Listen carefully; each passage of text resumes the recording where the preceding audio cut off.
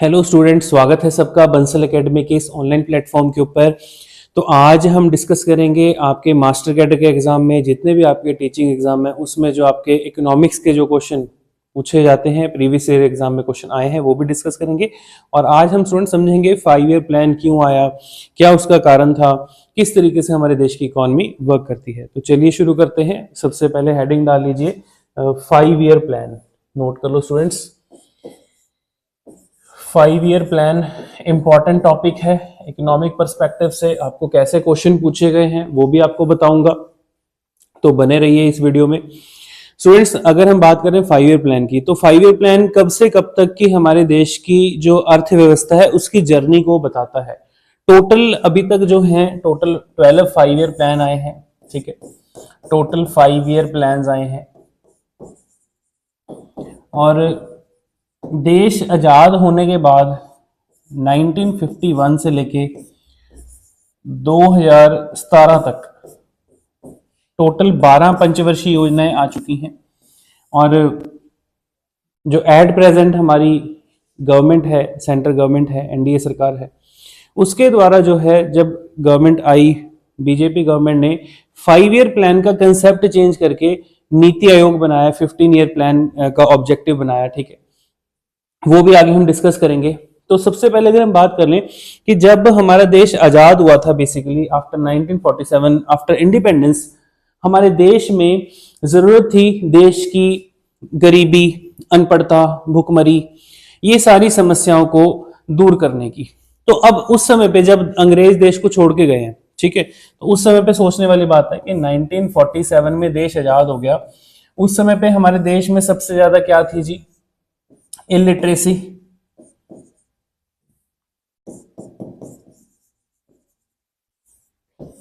सबसे ज्यादा क्या था? पॉवर्टी। सबसे ज्यादा हमारे देश में समस्या किस चीज की थी? अनएम्प्लॉयमेंट।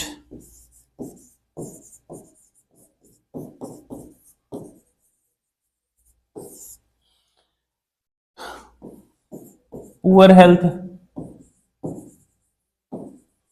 तो ये सारे ऑब्जेक्टिव कहीं ना कहीं हमारे देश में एक किस्म से हमारे देश की प्रगति को जकड़े हुए था, रोका हुआ था।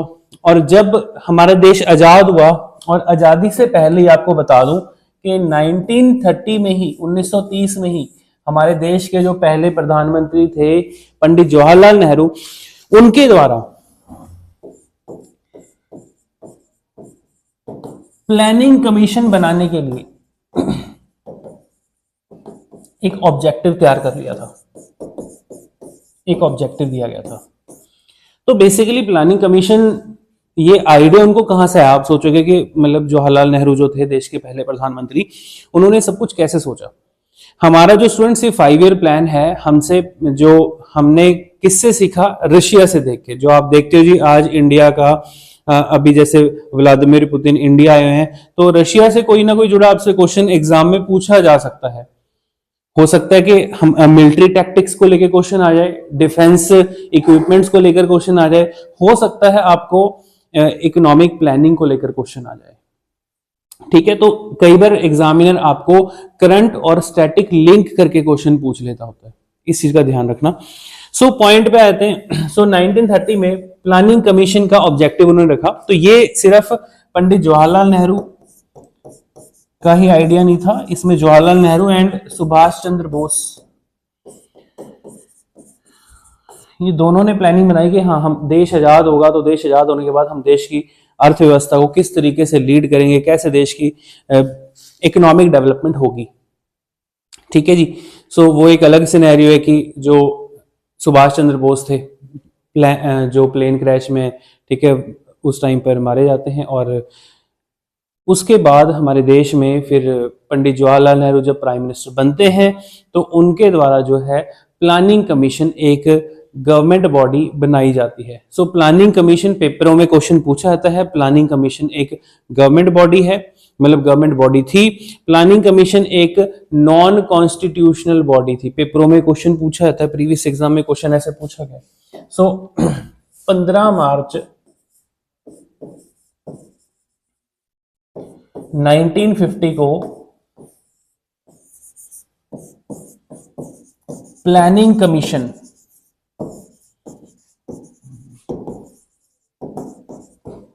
प्लानिंग कमीशन नाम की एक बॉडी बनाई जाती है.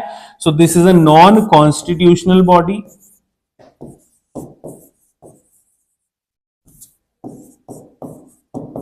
Non constitutional body. ये क्वेश्चन प्रीवियस एग्जाम में पूछे गए हैं भाई, इस टाइप से क्वेश्चन आए हुए हैं, ध्यान रखना. सो प्लानिंग कमीशन क्या थी जी? This is a government body. और प्लानिंग कमीशन का हेड कौन होता था? Prime minister, PM. तो इसके फर्स्ट चेयरपर्सन कौन थे? अब ध्यान सुन लो, यहां से आपको क्वेश्चन एग्जाम में ऐसा पूछा जा सकता है फर्दर आगे एग्जाम में. इसके चेयरमैन कौन थे और डिप्टी चेयरमैन कौन थे? Chairman of planning commission, first chairman, first chairman of planning commission Pandit Jawaharlal Nehru.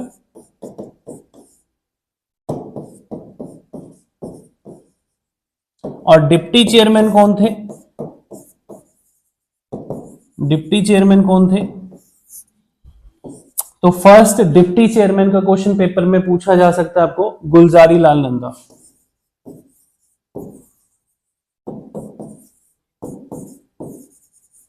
तो गुलजारी लाल नंदा जो थे जी, ये पहले डिप्टी चेयरमैन थे प्लानिंग कमीशन के, और पंडित जवाहरलाल नेहरू जो थे ये पहले चेयरमैन बनते हैं प्लानिंग कमीशन के. आई होप आपको पॉइंट समझ में आ गया होगा सबको. तो ये क्वेश्चन आपको पेपर में पूछे जा सकते हैं. फर्दर आपका जो भी एग्जाम आ रहा है उसमें आपको ये इंपॉर्टेंट क्वेश्चन इस तरीके से मास्टर कैडर के एग्जाम में या आपके जितने भी टीचिंग एग्जाम है उनमें इस टाइप के क्वेश्चन फ्रीक्वेंटली पूछे जाते हैं. ठीक है, तो ध्यान रखना. और जैसे अभी एट प्रेजेंट नीति आयोग है, आपको बता दो जी,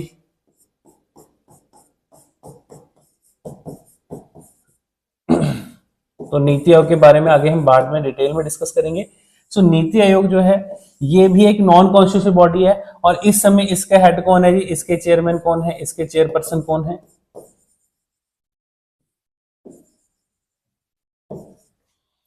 श्री नरेंद्र मोदी जी.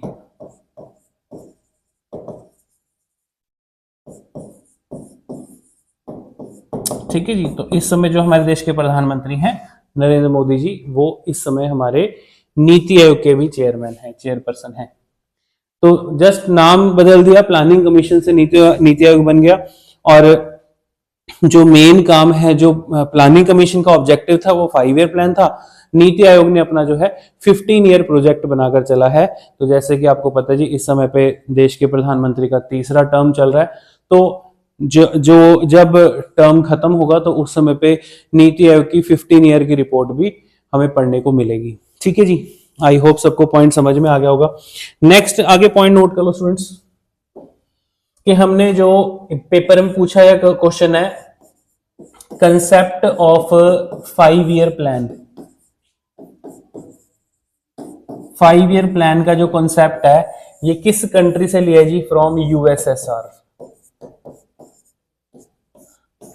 जहां आपको रशिया आ सकता है या सोवियत सोशलिस्ट रिपब्लिक, ठीक है, सोवियत यूनियन आ सकता है. तो इस तरीके से आपको क्वेश्चन एग्जाम में पूछा जा सकता है कि 5 ईयर प्लान का कॉन्सेप्ट कहां से लिया हुआ है. प्रीवियस पेपर में ऐसे क्वेश्चन आए हुए हैं. तो आई होप आपको पॉइंट समझ में आ गया होगा. ये पॉइंट नोट डाउन कर लो सारे जने. हाँ जी, आई होप सबने पॉइंट नोट कर लिया होगा. सो नेक्स्ट अगला पॉइंट स्टूडेंट्स ध्यान से समझ लो जी. आपको क्वेश्चन पूछा जा सकता है. अब आपको ये तो पता लग गया कि हमने रशिया से लिया है, सोवियत यूनियन. लेकिन रशिया में ये प्लान किसने शुरू किया, किसने इंप्लीमेंट किया? ये क्वेश्चन आपको पेपर पूछा जा सकता है. इन रशिया या यूएसएसआर कह लो, हो सकता है आपको यूएसएसआर आ जाए, रशिया आ जाए. ठीक है. फर्स्ट पर्सन ऑप्शन दे देंगे व्लादिमीर लेनिन. ठीक है, इस तरीके से ऑप्शन दे सकते हैं. First person to implement the 5 year plan concept. 5 year plan concept. तो भाई रशिया में किसके द्वारा ये कंसेप्ट दिया गया, नोट कर लीजिए, जोसेफ स्टालिन। जोसेफ स्टालिन, तो स्टालिन के द्वारा ये कंसेप्ट दिया गया था। ठीक है जी। ऑप्शन में आपको व्लादिमीर लेनिन दे सकते हैं, कंफ्यूज करने के लिए पुतिन दे सकते हैं। ठीक है, तो भाई सबसे पहले जो है जोसेफ स्टालिन के द्वारा इसकी शुरुआत की गई थी। आई होप आपको पॉइंट समझ में आ गया होगा। अब स्टूडेंट्स आगे अगर हम बात करें कि जो 5 ईयर प्लान है, आखिरकार 5 ईयर प्लान क्यों बनाया गया। अभी मैंने जैसे आपको बताया कि देश में अंग्रेजों के जाने के बाद देश में गरीबी थी, भुखमरी थी, इलिटरेसी थी और सबसे ज्यादा हाई अनएम्प्लॉयमेंट थी। तो अब इन सब चीजों को टैकल करने के लिए सरकार ने 1951 में फर्स्ट 5 ईयर प्लान स्टार्ट किया। 1951 में फर्स्ट 5 ईयर प्लान स्टार्ट किया। अब सिंपल सी बात है, अगर हमारे देश में अनपढ़ता भी है, गरीबी भी है, इलिटरेसी, ठीक है, अनएम्प्लॉयमेंट और सबसे बड़ा जो प्रॉब्लम थी भूखमरी, तो इन सब चीजों में सबसे पहले सरकार किसको टैकल करेगी। अब ध्यान रखना, यहां से आपको क्वेश्चन पूछा जा सकता है कि सबसे पहले सरकार जो है एजुकेशन प्रोवाइड कर पाएगी, सबसे पहले हेल्थ को प्रोवाइड कर पाएगी, सबसे पहले लोगों को भोजन प्रोवाइड कर पाएगी। ठीक है, बिकॉज मेन जो सबसे बेसिक यूनिट है, अगर देश में लोगों को अनाज ही नहीं मिल पा रहा तो बाकी सब गवर्नमेंट कैसे प्रोवाइड कर सकती है।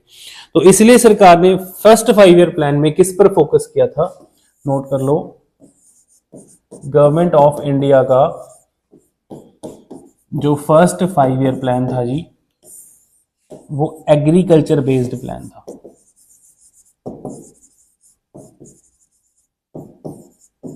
एग्रीकल्चर बेस्ड क्यों? क्योंकि हमने सबसे पहले अनाज की पैदावार को बढ़ाने के बारे में सोचा, देश में भुखमरी कैसे खत्म होगी इसके बारे में सोचा, तो एग्रीकल्चर को अपलिफ्ट किया जाए। तो दैट मीन्स कि एग्रीकल्चर ज्यादा, अब देश आजाद हुआ है, देश में उस टाइम पे 95% लोग क्या करते थे, लोग किससे जुड़े थे, उनका मेन ऑक्यूपेशन क्या था, आप बोलोगे एग्रीकल्चर। अंग्रेज जब छोड़ के गए, अंग्रेज भारत में क्यों आए थे, रॉ मटेरियल के लिए, यस और नो। तो agriculture main concept first 5 year plan का, और ये ऐसा 5 ईयर प्लान था जहां पर जो है प्राइसेस जो है पहली बार डाउन गए थे। अदरवाइज आप देखते हो जी प्राइस हमेशा अप जाते हैं, महंगाई बढ़ती बढ़ती है। ठीक है, तो यहां पर जो है प्राइस लेवल जो है वो डाउन गए थे। और इस टाइम पर सरकार ने पूरे भारत में एग्रीकल्चर को प्रमोट करने के लिए काफी काम किया, एग्रीकल्चर एंड इरिगेशन का काम किया। ठीक है, एग्रीकल्चर एंड इरिगेशन, और कहीं ना कहीं आप देखोगे हर एक 5 ईयर प्लान में गवर्नमेंट का जो मेन ऑब्जेक्टिव रहेगा वो एग्रीकल्चर से ही जुड़ा रहेगा। आज भी हमारे देश में ज्यादातर लोगों का मेन ऑक्यूपेशन क्या है, एग्रीकल्चर है। तो जहां पर कि लोग उनका मेन जो ऑक्यूपेशन है, मेन जो काम है, मेन जो धंधा है वो खेती बाड़ी से जुड़ा है, खेती बाड़ी से रिलेटेड है, तो गवर्नमेंट का कहीं ना कहीं ऑब्जेक्टिव हर एक 5 ईयर प्लान में एग्रीकल्चर से जुड़ा रहेगा। आपको क्वेश्चन ये भी पूछा जा सकता है कि अगर हम ओवरऑल सभी 12 5 ईयर प्लान का अगर निचोड़ लगा रहे हैं तो सरकार का मेन ऑब्जेक्टिव किस चीज को लेकर था, क्या इंडस्ट्रीज को लेकर था, क्या एग्रीकल्चर को लेकर था। इंडस्ट्री बीच में आएगी, सेकंड 5 ईयर प्लान में इंडस्ट्री था, इंडस्ट्रियल सेटअप करना जरूरी था, लेकिन मास स्केल पे इंडिया में इंडस्ट्रियल सेटअप हो ही नहीं सका। आगे डिस्कस करते हैं, आई होप सबको पॉइंट समझ में आ गया होगा। तो पहली पंचवर्षीय योजना के दौरान हमने ये सारी चीजें करनी शुरू कर दी थी। तो 1951 से 1956 तक जो है ये चला था। उसके बाद फिर 1956 के बाद 1956 में आपका सेकंड 5 ईयर प्लान आ जाता है।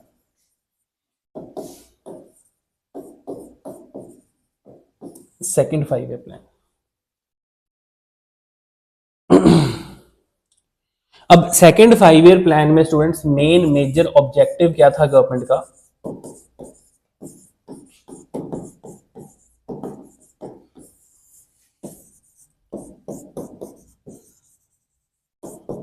इंडस्ट्रियल डेवलपमेंट,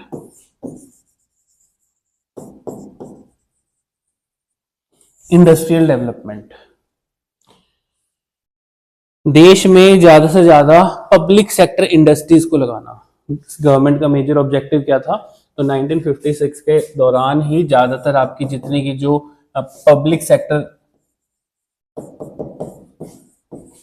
सेक्टर इंडस्ट्रीज हैं उनका सेटअप किया गया। आज आप देखते हो जी जितनी भी आयरन एंड स्टील की इंडस्ट्रीज हैं, iron and steel industry backbone of economy,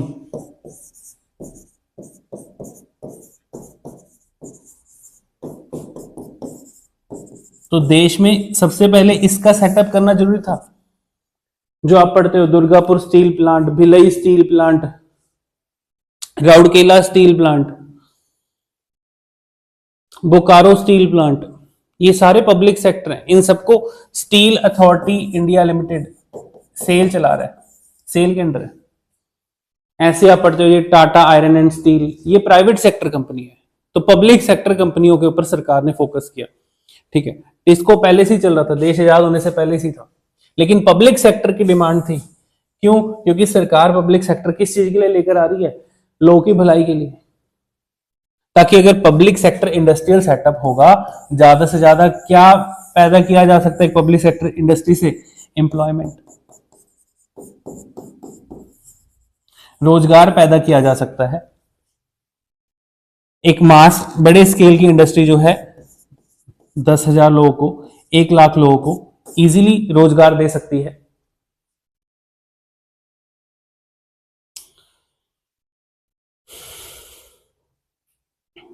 इसके अलावा आपको बता दूं जी, और जैसे इस समय के दौरान भाखड़ा नंगल प्रोजेक्ट, मतलब कि जो चाहे देश में हाइड्रो इलेक्ट्रिसिटी प्रोजेक्ट थे,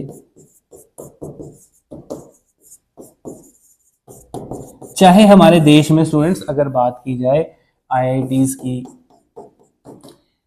all India institute of medical science AIIMS की, आईआईएम की, इंडियन इंस्टीट्यूट ऑफ मैनेजमेंट्स की, तो ये सब कुछ इस समय के दौरान ही सेटअप किए जा रहे थे। आपको पेपर में क्वेश्चन एक पूछ लिया जाता है जी, ध्यान से नोट कर लो। एग्जाम में क्वेश्चन एग्जामिनर आपको कैसे पूछता है?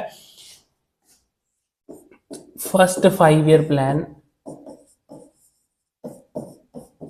किस नाम से जाना जाता था? Second 5 year plan, third 5 year plan. तो आपको क्वेश्चन बता रहा हूं कि इस तरीके से क्वेश्चन आते हैं, A B C D, correct करके बताओ कि पीसी महालानोबिस प्लान कौन था?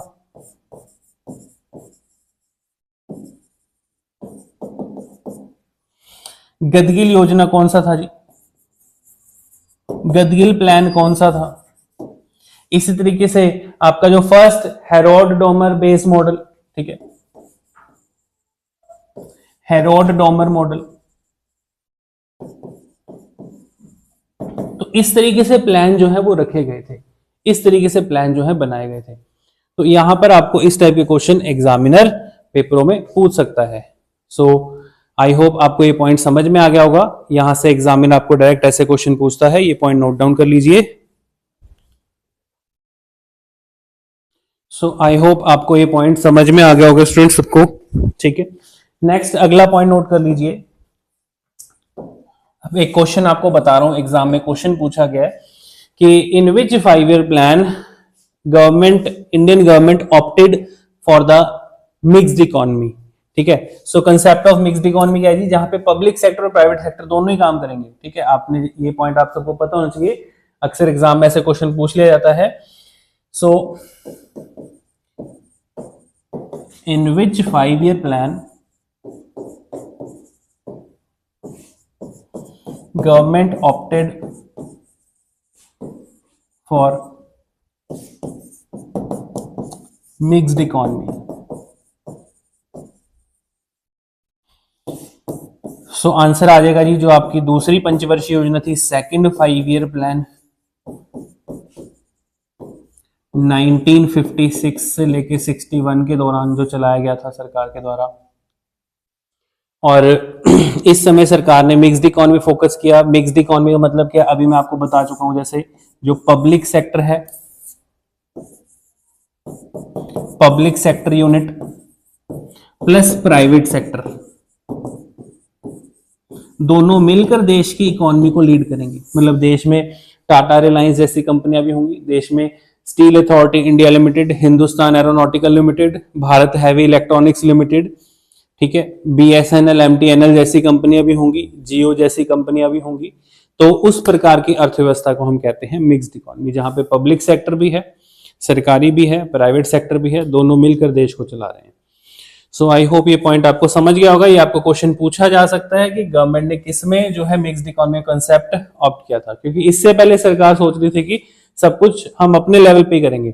फर्स्ट 5 ईयर प्लान में एग्रीकल्चर था, इसलिए सरकार को थोड़ा इजी लग रहा था। लेकिन जब इंडस्ट्रियल ग्रोथ की बात आई, तो जैसे कि मैंने आपको बताया कि देश में गवर्नमेंट आज पब्लिक सेक्टर इतना ज्यादा नहीं है जितना कि प्राइवेट सेक्टर इंडस्ट्रीज हैं।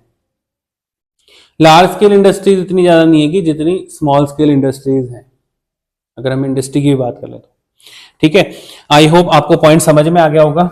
नेक्स्ट अगला पॉइंट नोट कर लो जी, जो आपका थर्ड 5 ईयर प्लान था, वेरी वेरी वेरी इंपॉर्टेंट। अभी मैंने आपको बताया गदगिल प्लान, ठीक है, तो हो सकता है आपको प्लान का क्वेश्चन आ जाए, ऑप्शन दे दे भी कौन सा करेक्ट है कौन सा इनकरेक्ट है, ऐसे क्वेश्चन आ जाए। थर्ड 5 ईयर प्लान का टाइम पीरियड 1961 से लेके 66 के दौरान के बीच में था, बट इसका नाम गदगिल प्लान था। अभी मैंने आपको बताया पॉइंट स्टूडेंट्स, तो आपको ये क्वेश्चन भी पूछा जा सकता है। और आपको क्वेश्चन आ सकता है पेपर में कि दिस प्लान वाज फेल्ड, कारण क्या था? Due to 2 important major wars. एक तो थी 1962 की इंडिया चाइना वॉर, इसको इंडो साइनो वॉर भी बोल देते हैं, और एक 1965 में भारत और पाकिस्तान की इंडो पाक वॉर। तो भारत ने 2 बड़ी लड़ाइयां लड़ी थी। इस 5 ईयर प्लान में जो गवर्नमेंट ने अगले 5 साल के लिए इकोनॉमिक प्लान बनाकर सरकार चली थी, वो कहीं ना कहीं ये प्लान फेल हो जाता है। किस कारण से? उस टाइम पर देश 2 मेजर लड़ाइयां लड़ता है अपने पड़ोसी देशों के साथ, चाइना के साथ, पाकिस्तान के साथ। ठीक है, इंडिया चाइना वाली वॉर, इंडिया कहीं ना कहीं बैटल लूज कर जाता है, उस बैटल में हार गए थे। लेकिन पाकिस्तान को ऐसा लगता था कि चाइना से इंडिया हार गया, तो अब हम इजीली इंडिया को हरा सकते हैं, इंडिया का बहुत सारा पोर्शन कैप्चर कर सकते हैं। लेकिन इंडिया ने फिर पाकिस्तान को बुरी तरीके से हराया 1965 की जंग में। तो यहां पर पॉइंट आया था जी, थर्ड 5 ईयर प्लान जो था इस कारण से ये फेल कर गया था। और फिर इसके बाद आता है प्लान हॉलिडे। अब आपको पॉइंट बता दूं, यहां से क्वेश्चन पेपर में पूछा गया है कि व्हाट इज प्लान हॉलिडे। तो प्लान हॉलिडे क्या है? कुछ नहीं है, जस्ट एनुअल प्लान जो आए थे, एक साल के 3 प्लान आए थे। ठीक है, 1966-67 के दौरान, 67 से 68 के दौरान, 68 से 69 के दौरान। तो 3 मतलब सालाना प्लान सरकार ने निकाले थे। ठीक है, 3 एनुअल प्लान जो हैं गवर्नमेंट ने उस समय पे लॉन्च किए थे, जिस समय के दौरान जो गवर्नमेंट है इस कंडीशन में नहीं थी कि वो 5 ईयर प्लान बना सके। तो इस समय पे हमारे पास इंडिया 15 साल पीछे आ गया था 2 इंपॉर्टेंट ऐसी वॉर्स लड़के। तो कहीं ना कहीं कोई भी वॉर होती है उसके कारण देश में हाइपर इन्फ्लेशन हो जाता है, बहुत ज्यादा महंगाई बढ़ जाती है, उसके कारण देश कहीं ना कहीं डेवलपमेंट पर्सपेक्टिव से पीछे आ जाता है। तो इंडिया कहाँ एक तरीके से इंडस्ट्रियल सेटअप हो रहा था, कहाँ आपने पढ़ा जी सबसे पहले एग्रीकल्चर सेटअप अच्छा चल रहा था, तो हम फिर से वापस एग्रीकल्चर के ऊपर ही आ गए थे। इंडस्ट्रीज वगैरह सरकार की ब्रेक लग गई थी, और फिर सरकार ने फोकस किया 1966 के बाद किसके ऊपर? एग्रीकल्चर के ऊपर। और जो प्लान हॉलिडे है इसमें हमने किस पर फोकस किया? ग्रीन रेवोल्यूशन के ऊपर। तो सुनिए, जो ग्रीन रेवोल्यूशन है, हरित क्रांति जो आई थी, इसकी जरूरत क्यों पड़ी? देश में पॉपुलेशन तो तेजी से बढ़ रही है, पॉपुलेशन बढ़ रही थी ज्योमेट्रिकल प्रोग्रेशन में, लेकिन अनाज की पैदावार जो है वो एक किस्म से स्टैग्नेंट सी हो गई थी, बहुत कम पैदावार हो रही थी। तो अब कहीं ना कहीं एक ऐसा फेज आ जाएगा कि अनाज की पैदावार तो एक हद तक होने लग जाएगी, सीमित हो जाएगी, कांस्टेंट हो जाएगी, लेकिन पॉपुलेशन तेजी से बूम करेगी, जो उस समय पे हो रहा था, जो आज आपको भारत में देखने को मिल रहा है। तो फिर इसलिए सरकार ने सोचा कि हमें किस पर फोकस करना चाहिए, ग्रीन रेवोल्यूशन के ऊपर। सो ग्रीन रेवोल्यूशन मतलब क्या है, जो कि क्रॉप्स की प्रोडक्शन को 3 टाइम्स इंक्रीज करने की बात की गई थी, जिसमें कि आप पढ़ते हो जी, father of Indian green revolution, father of green revolution किसे कहते हैं जी, doctor MS Swaminathan. Doctor MS Swaminathan ji के द्वारा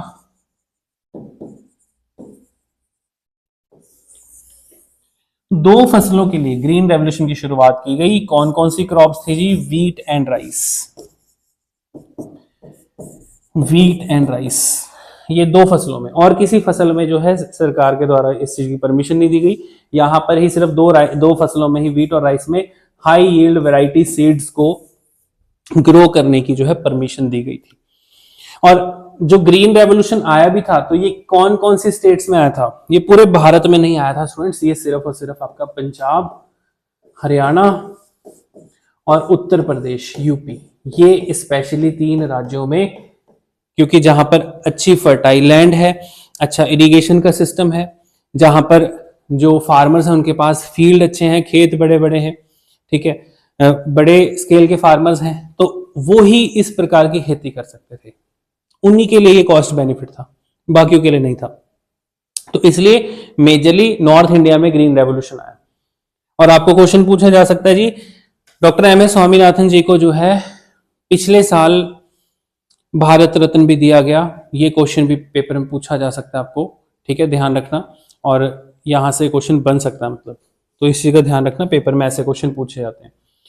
और ब्रेन चाइल्ड किसका था जी, नॉर्मन बोरलॉग का, ठीक है जी, जो यूएसए के थे नॉर्मन बोरलॉग, उनका ब्रेन चाइल्ड था। और भारत में father of Indian green revolution किन्हें कहा जाता है, डॉक्टर एम एस स्वामीनाथन को। आई होप आपको पॉइंट समझ में आ गया होगा।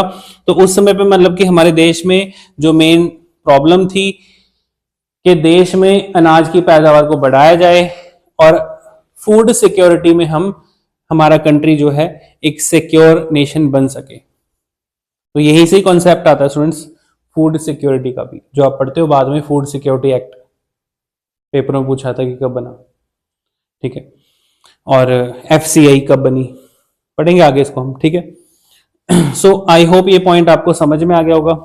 इसी के साथ ही आपको बता दूं जी, ग्रीन रेवोल्यूशन के साथ साथ फिर आती है व्हाइट रेवोल्यूशन।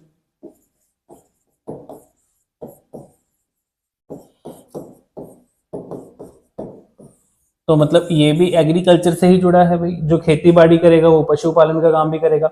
तो व्हाइट रेवोल्यूशन का पेपरों में क्वेश्चन पूछा गया है, ऑपरेशन फ्लड। ऑपरेशन फ्लड किस चीज को लेकर है, तो स्टूडेंट्स ये मिल्क की प्रोडक्शन को लेकर है। मिल्क की प्रोडक्शन में इतनी ज्यादा पैदावार कर दी गई कि उसको नाम दे दिया गया ऑपरेशन फ्लड, ठीक है जी। मिल्क प्रोडक्शन को लेकर, इंडिया में मिल्क प्रोडक्शन को लेकर, और भारत दुनिया में ऐसा देश है मिल्क प्रोडक्शन में नंबर 1 के ऊपर, ठीक है जी, क्योंकि कंजप्शन भी वैसे ही है, और कंजप्शन इतनी ज्यादा है कि सबसे ज्यादा मिलावट भी हमारे ही देश में होती है, ठीक है, ये भी आपको पॉइंट पता होना चाहिए। सो ऑपरेशन फ्लड जो था जी, ये किस चीज को लेकर था, पेपरों में क्वेश्चन पूछा था।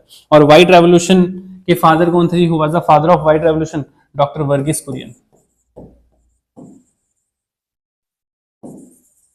डॉक्टर वर्गीस कुरियन। तो मेन जो हमारे देश में सरकार के द्वारा उस टाइम पर ये स्टेप लिया गया, वो इसीलिए था क्योंकि इंडस्ट्रियल सेटअप सरकार के उस टाइम पर, आप कह सकते हो जी, बस से बाहर हो गया था। सरकार उस समय पे इंडस्ट्रियल सेटअप नहीं कर पा रही थी। उसका कारण क्या था, क्योंकि देश पीछे आ गया था वॉर लड़ने के बाद, मतलब इकोनॉमिक ग्रोथ में थोड़ा पीछे आ गए थे हम। तो फिर से हमें जो है एग्रीकल्चर के ऊपर ही फोकस करना पड़ा, और कहीं ना कहीं इसके बाद फिर ब्रेक लग जाती है और इंडस्ट्रियल ग्रोथ जो है गवर्नमेंट के हाथ से चली जाती है हमारे देश में। इसके बाद इंडस्ट्रियल ग्रोथ गवर्नमेंट फिर दोबारा लार्ज स्केल पे नहीं कर पाई। आज भी नहीं कर पा रही है, और आज से 20 साल पहले भी नहीं कर पाई थी, 30 साल पहले भी नहीं कर पाई। उसका कारण आपको आई होप समझ आ गया होगा। तो जो आप पढ़ते हो भाई, स्टील अथॉरिटी इंडिया लिमिटेड, जो आपका दुर्गापुर स्टील प्लांट है, राउरकेला स्टील प्लांट है, तो ये सारे के सारे आपका सेकेंड 5 ईयर प्लान का हिस्सा रहे थे। तो कहीं ना कहीं इंडस्ट्रियल ग्रोथ ना होने के कारण, मैन्युफैक्चरिंग इंडस्ट्री ना बन पाने के कारण, या आप कह सकते हो जी सेकेंडरी सेक्टर के ऊपर सरकार का फोकस ना रहने के कारण देश में अनएम्प्लॉयमेंट तेजी से बढ़ने लग गया था। और फिर सीधा आता है सर्विस सेक्टर, टर्शरी सेक्टर। अब ये पॉइंट आप पढ़ चुके हो कि टर्शरी सेक्टर, वहां पर हाई स्किल्ड जॉब आ गई, ठीक है। जो अच्छी सर्विस प्रोवाइड कर सकेगा वही सर्विस सेक्टर में रह पाएगा। सो आई होप आप पॉइंट समझ गए होगे, ठीक है। तो ये पॉइंट नोट कर लो जी। इसी के साथ नोट कर लो कि ट्राई कलर रेवोल्यूशन क्या है।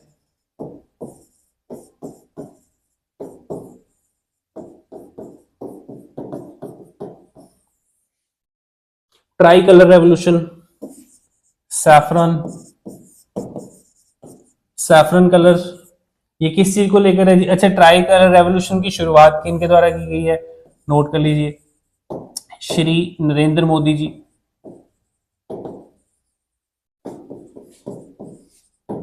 देश के प्रधानमंत्री जी के द्वारा इसकी शुरुआत की गई है, ठीक है। Try colour revolution, saffron colour किसको डिनोट करता है? सैफरन यहां पर कपड़े से जुड़ा कुछ भी नहीं है, क्लोथ से जुड़ा नहीं है। Saffron that is the related with the energy production, energy sector, solar energy, ठीक है। किसको प्रमोट करने के लिए मोदी जी क्या कह रहे हैं? ट्राई कलर रेवोल्यूशन में नंबर 1 सैफरन कलर किसको डिनोट कर रहा है? एनर्जी प्रोडक्शन को, ठीक है। एनर्जी प्रोडक्शन, या फिर आप कह सकते हो जी सोलर एनर्जी। वाइट, तो व्हाइट कलर, जो ये जो ट्राई कलर रेवोल्यूशन है, इसमें सैफरन व्हाइट और ग्रीन नहीं है, ब्लू है, ठीक है, ध्यान रखना। इसमें ग्रीन कलर नहीं है। पेपर में ऐसा क्वेश्चन पूछा जा सकता है, अगर एग्जामिनर आपको डिफिकल्ट क्वेश्चन पूछना हुआ तो इसमें आपका व्हाइट कलर किसको शो कर रहा है जी? Increase the dairy production, increase the productivity of dairy production, आप कह सकते हो increase the productivity of cattles, ठीक है जी।